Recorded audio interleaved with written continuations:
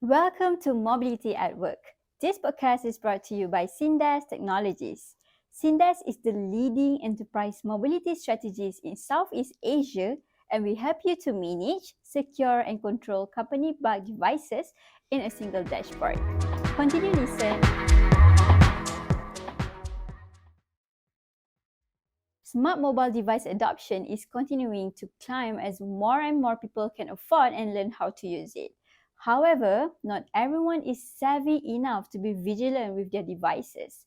This can lead to their phones being hacked and their personal data being stolen. Well, who wants someone stealing their identity or maxing out their credit cards, right?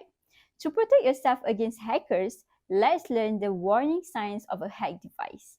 After that, we'll look into how the device gets hacked in the first place. Finally, we'll conclude with what to do once we know the device is hacked and how we can prevent our devices from being hacked in the first place. So the warning signs of a hacked device, hopefully it should be quite obvious if something suspicious is going on with your devices. But here are a few examples. You're receiving messages and calls from numbers you don't recognize on a daily basis. Your internet browser keeps getting pops out of nowhere. Your device is heating up from high usage. Your device is running very slowly. You have some unknown charges to your phone bills. It's possible for a hacked phone to not have any of these at all because some hacks do work silently in the background.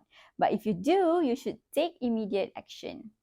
More on that later. Moving on, there are three main ways your device can be hacked: social engineering, malware, and exploits.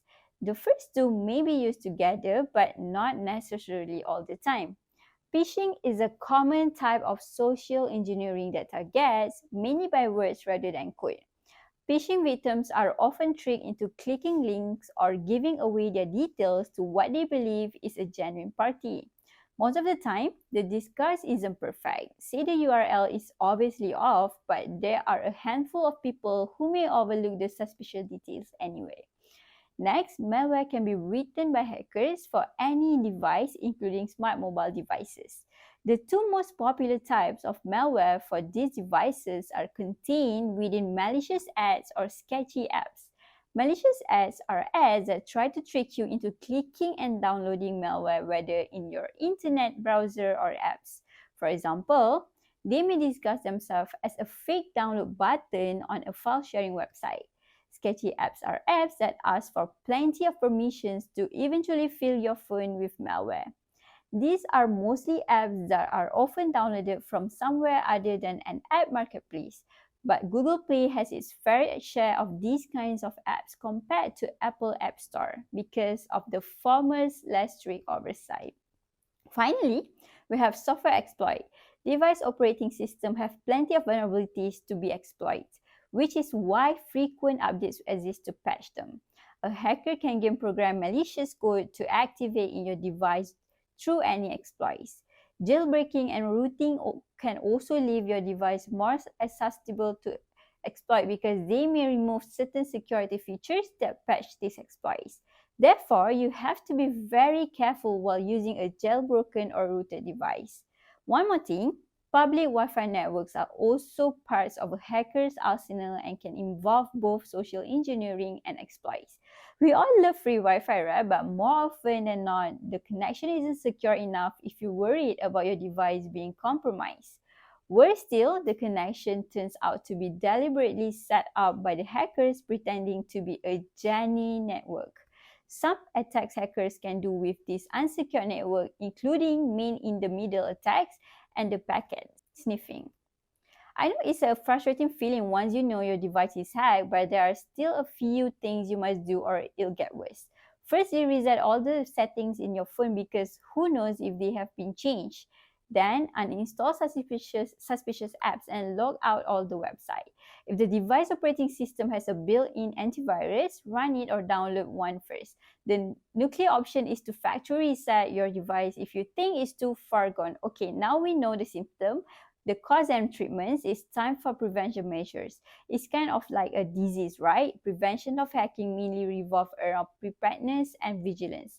Let's start with forming good cybersecurity habits. First of all, always use secure networks and websites. Be mindful of two networks having the same name.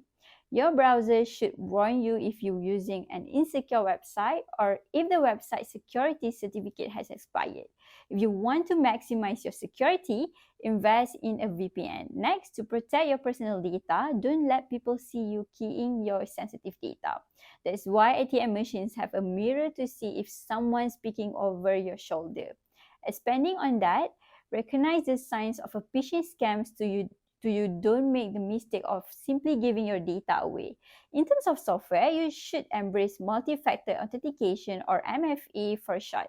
A password is no longer enough. You'll need to complement it with authenticated apps, physical tokens, and biometrics.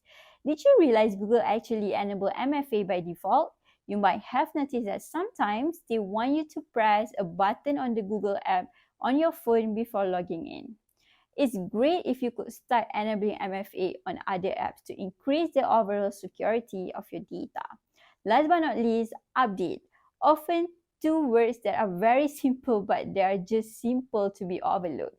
There should be no excuses to not update, especially if the next update is a critical one. If there's not enough space, update it over the computer or make way. Smart mobile devices empower societies, but at the same time, leave them wide open for many cyber attacks. Hardware and software developers can only go so far with round-the-clock innovation and fixes. It's up to us, to the consumers, to follow the best security practices and safeguard our devices and data after the developers have done their part. Remember, when it comes to cybersecurity, it takes two to tango. Thank you for listening to Mobility at Work. Do check out our website, syndes.biz, and follow us on social media for more content about managing your business with technologies. Stay tuned for the next episode. Bye!